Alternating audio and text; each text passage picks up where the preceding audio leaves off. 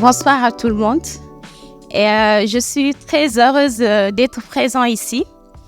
Comme j'ai l'habitude de le dire, tout comme moi, et je sais qu'il y a pas mal de personnes dans cette salle qui ont fait la reconversion. Parce que moi, si on m'avait posé cette question il y a de cela 4 ans avant, je saurais quoi répondre. Parce que pour moi, l'entrepreneuriat a été fait pour des personnes spéciales. Et moi, étant comptable de profession, donc du coup, je me dis, bureau à la maison. Du coup, je vais vous raconter une petite histoire. Parce que moi, je viens du sud, plus précisément en Casamance. Et là-bas, il y a pas mal de ressources, malgré tout, qui pourrissent. De faute que, pour certains, ils n'ont pas assez d'expertise. Et d'autres, il y a le côté innovation. Et pour d'autres, malheureusement, ils n'ont pas d'appui technique ni d'appui financier à ce qu'ils puissent exploiter sur certains fruits, comme la pomme de cajou qui est dans la filière anacarde. Alors, je vais vous présenter 2 femmes. L'une qui est productrice, qui est dans la filière anacarde, qui a 41 ans et mère de 5 enfants. Et l'autre qui est Binta, qui a 34 ans, jeune cadre dans les finances, mais aussi qui est diabétique malheureusement et souffrant d'une intolérance. Alors, je vais commencer par le cas d'Awa, qui est productrice d'ailleurs dans la filière anacarde. Et elle, malgré tous ces efforts qu'elle fait, elle n'a pas pu au moins survivre de ses ressources.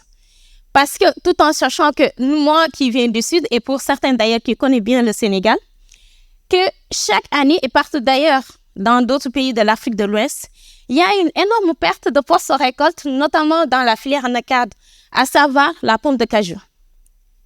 Et pour Awa d'ailleurs, il serait intéressant malgré tout de pouvoir rentabiliser sa récolte par contre, mais aussi de pouvoir nourrir ses enfants.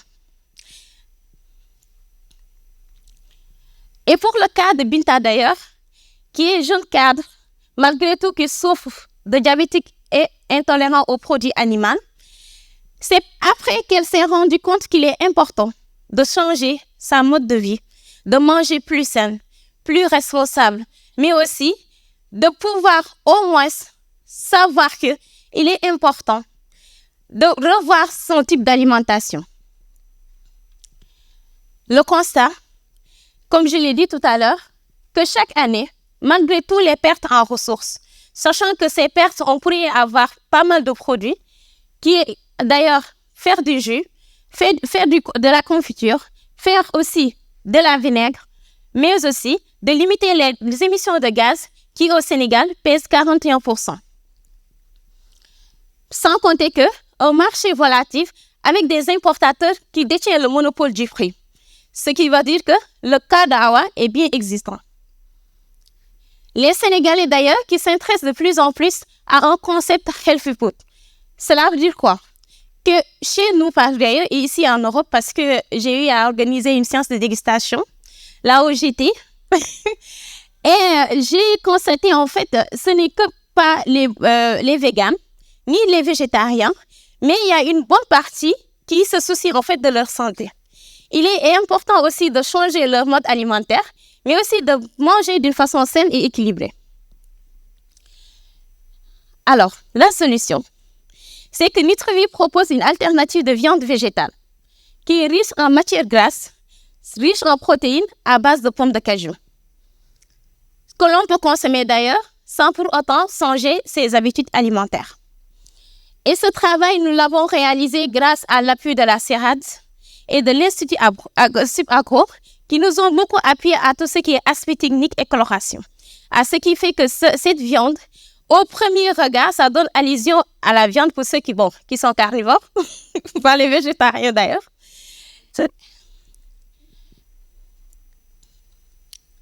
Alors, je vais vous expliquer comment ça marche. Parce que quand on parle de viande végétale, pour certains, le mot, ça choque un peu parce qu'on ne peut pas allier 2 mots viande et dire végétale. Et chez nous, ce qu'on fait, c'est qu'on achète la matière première chez ces producteurs. qui sont au Sénégal et dans différentes régions. Et la matière est acheminée à l'unité, mais n'empêche, on ne peut pas acheter tout en ne pas sensibilisant.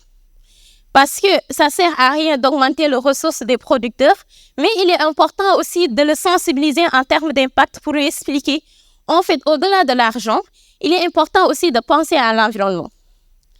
Et sur ce, la matière acheminée à l'unité, qui est transformée d'ailleurs en viande végétale, qui est distribuée au Sénégal et partout dans d'autres pays en Afrique, mais ici en Europe. Alors, ils s'engagent à nos côtés. D'ailleurs, au Sénégal, on travaille avec des distributeurs locaux. On travaille aussi des restaurants. On travaille aussi avec des instituts de beauté qui sont dans le healthy food. Mais aussi, on a des partenaires qui sont très engagés d'ailleurs, notamment la CERAD, notamment Aske Venture. On travaille aussi avec l'Institut de technologie alimentaire qui est au Sénégal. On travaille aussi avec CGR. Pour vous rappeler qu'on est le premier label sénégalais engagé pour les causes environnementales.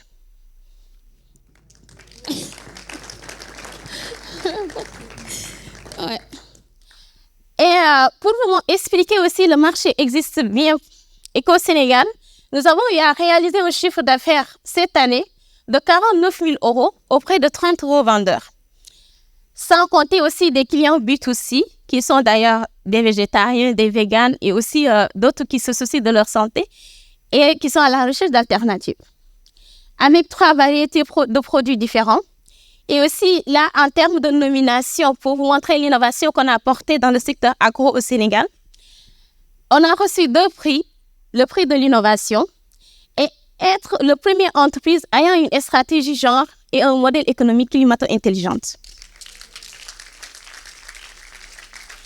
Alors, comme je l'ai dit tout à l'heure, il est temps de penser à l'environnement. Penser aussi à notre santé par contre. Et il est temps aussi de réinventer les recettes de demain. Merci beaucoup.